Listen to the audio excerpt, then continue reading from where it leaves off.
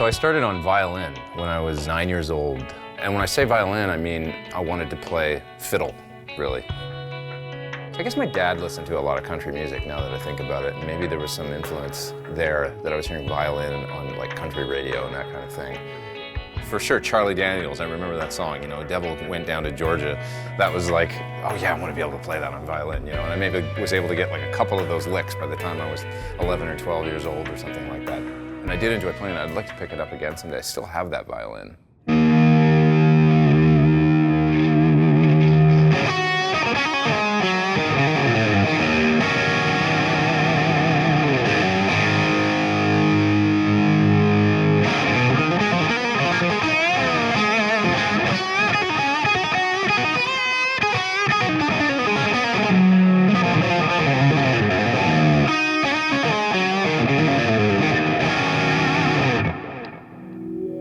When I was about 10 or 10 and a half, a kid moved into my neighborhood up the street. Well, first of all, he was a real, just sort of aficionado of music in general.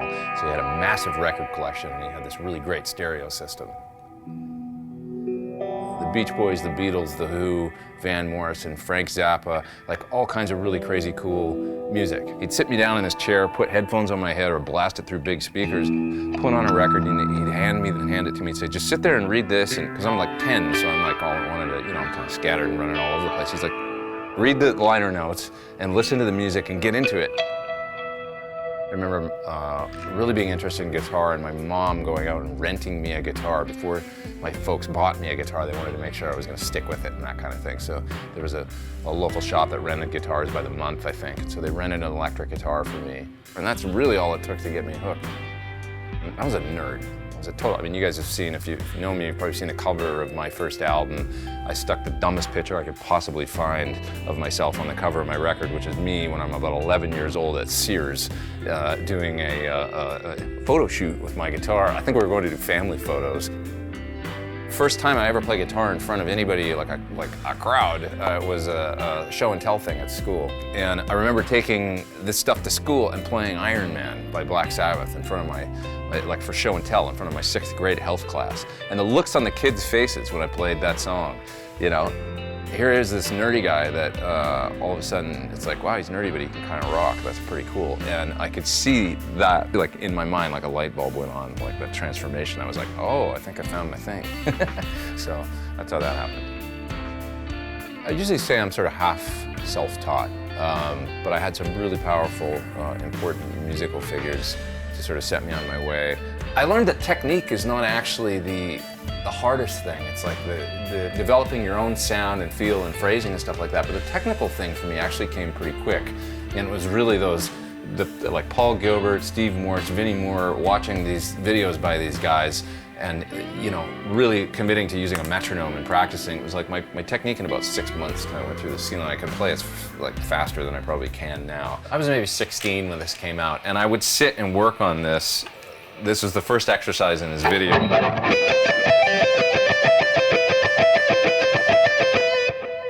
It was like an alternate picking thing, and he would play that, and then he sped it up.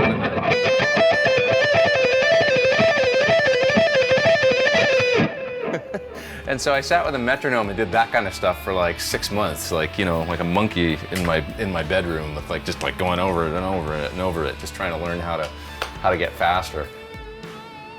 So I first got a Helix in 2015, late 2015, and Line 6 really designed it to be versatile and be used in a whole bunch of different ways.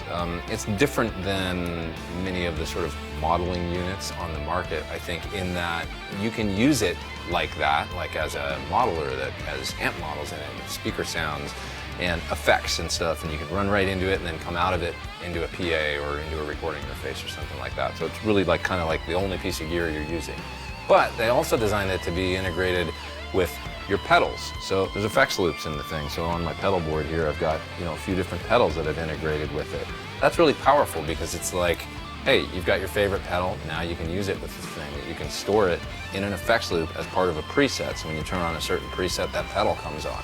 That's super cool because they know that like guitar players don't necessarily want to just use one piece of gear, you know. It's not trying to be all things to you. They let you integrate your other devices with it. I mean, when I play this thing, it feels good, you know. There's like a thing that it does. It responds to your hands and it's loud and it's just like kind of cool. So it's like revving an engine in a car or something like that.